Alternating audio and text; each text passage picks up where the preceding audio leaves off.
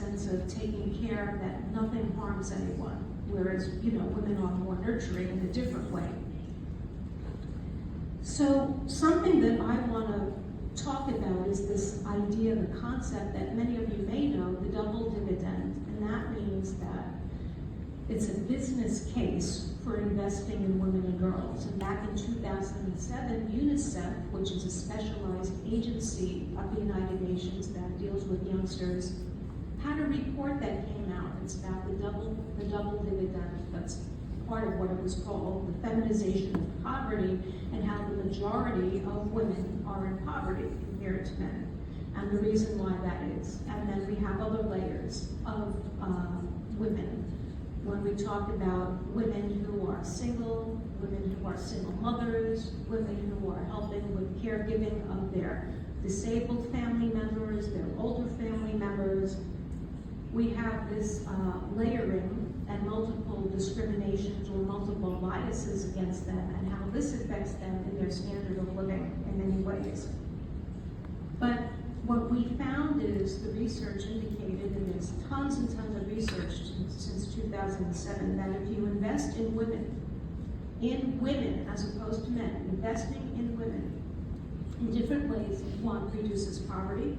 It accelerates women's empowerment, not only the individual woman, but her children and their families, their greater expanded families, and societies as a whole. It provides benefits to the whole community, to everyone. And that means that societies can really be more peaceful and more prosperous. It's a shared kind of situation. It's not an accumulation in just one person. It's more of a relational community situation of the greater entire whole. Now, a lot of times we don't realize it, but we hold, I hold, you hold, we can't not help it, but there are long entrenched gender-based stereotypes about men, stereotypes about women, what women can do, what women can't do, what's acceptable for a man, what's not acceptable for a man to do. And this of course plays into not only the workplace, but our own individual family and the private sphere, of the family. And a lot of times people say, well, it's really the job of the women to stay home, to have kids, to really raise the kids, to make sure that, the household is going well, and to be the caretakers, so to speak. And I'm sure that there are many women in this room who are caretaking in one way or another. If it's children, if it's someone who's been sick in your family, if it's someone who's older, an aging parent, an aging aunt or uncle. How many people consider yourselves caretakers who are here joining us today? Okay, not that many. That's interesting, not that many, because when I speak with people about this, all the time hands go up. But that's okay, because I'm sure you are caretaking and you don't realize it. Whether you understand that concept or not, women are doing so much at one time. They're multitaskers and they don't realize all that they're doing and they're involving. And I bring up the caretaking, the caregiving, and all of this domestic work that goes on. They do the cooking, they do the shopping for the cooking, right? They do the cleaning, the laundry, the dusting, the vacuuming. They do, all this kind of stuff. They go to the post office, they get the bills, they pay the bills. Whether it's online or offline, you have animals, you have pets, you take care of the pets, right? I mean, it goes on and on and on, it's endless. And then on top of that, some women work outside of the home. But I want to stress that one of the ways that we can really advance our societies and advance the situation of women is through caregiving recognition, and how that if we really recognize the unpaid care and domestic work that women do, we would really be understanding that our GDP is something that is even more enhanced and even more valuable. We know that the statistics have shown consistently that unpaid work can contribute more to the economy than the manufacturing, the commerce, the transportation sectors in many countries. And I really think that the recognition of this female economist, recently Nan Golden from Harvard, is something that could be gaining more attention and more official recognition of this issue. For years, female economists have been around. They've advocated for the recognition of unpaid and domestic work in the GDP of countries. This has been going on in the CSW for years. This is something that the CEDAW Treaty, the Convention for the Elimination of All Forms of Discrimination Against Women, which is the International Bill of Rights for Women, talks about. So we do a lot of talking, right? But what about the action? Where is the positive action that really can make a game changer? And I think that this renewed understanding through the recognition of Professor Golden and the exposure to so many new people and the younger generation about this work could be, there's the possibility that it could be a new tool to use in different countries and in the greater UN system to have this really finally recognized and implemented, so to speak. I want to talk about Breanne Eisler, and Levy, you know her. She's come to the UN and she's spoken a lot, and she has a very famous book, The Chalice and the Blade. You know, and she's a female economist, she's a female attorney. I recently had a special video interview with her, and we spoke a lot about how in the past 25 to 30 years, things have changed so much in the United States about women, but also globally about women, and how we seem to feel that there's been a real backlash against women progressing, and how that we've taken many, many steps back. Maybe COVID was an accelerator of this, but maybe not, you know. Now, Breanne did talk about the unpaid caregiving, but, you know, she also talks about patriarchy and the partnership to dominator approach, which led to gender-based violence, the unfortunate increase in prostitution and human trafficking of girls and children for commercial sexual exploitation, and how wars have really targeted women for rape as a war crime, forced pregnancies, and the abduction and kidnapping of girls to be sex slaves and to be domestics for many of these paramilitary groups. These are all issues that people who are involved in international global women's issues and the issues of children know for years and years and years. So I just highlight them because if it's new to you, you can look at it. If you're interested, you can do your own research and do more. But I bring this up because I see in the 30 years that I've been doing this, a lot has not changed. So when we talk about couples, we talk about a husband and wife, or, you know, a partner with someone, we talk about equity, right? We can talk about equality, but equity is a completely different issue. Equity is more about fairness, you know, and how that is into the mix of things, and how dissolving stereotypes can really be a game changer with that. Really, again, accepting someone as a human being, as a human person. How can we relate to someone and show them human dignity in every single instance? And this, I think, is so important even in our own personal, intimate relationships between husband and wives, between boyfriends and girlfriends, between girlfriends and girlfriends, between boyfriends and boyfriends, wherever it is. Because at the end of the day, we are human beings, first and foremost.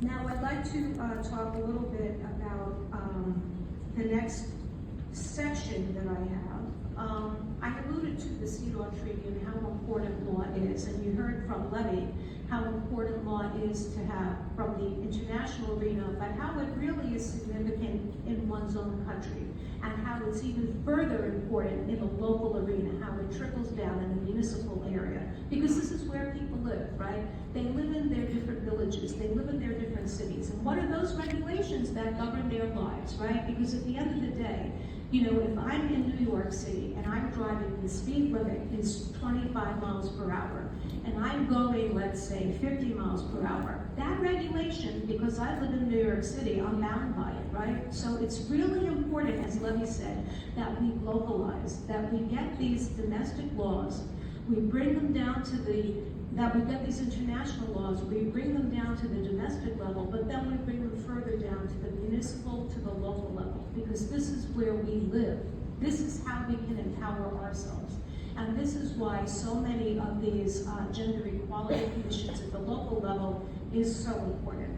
I'm forgetting to change this, so I don't think I'm doing a good job of it, but forgive me. So the other thing that I want to talk about, it's not just about law, we talked a little bit about stereotypes, but it's about relating to one another, right? Partnerships with men. It's not just about women talking to women. It's not just about girls talking to girls, right? How do we change societies? It's about changing understandings. I'm not that different from you, really, right? I'm a human being at the end of the day. I still want to have a happy family life. I still want my parents to be well and happy.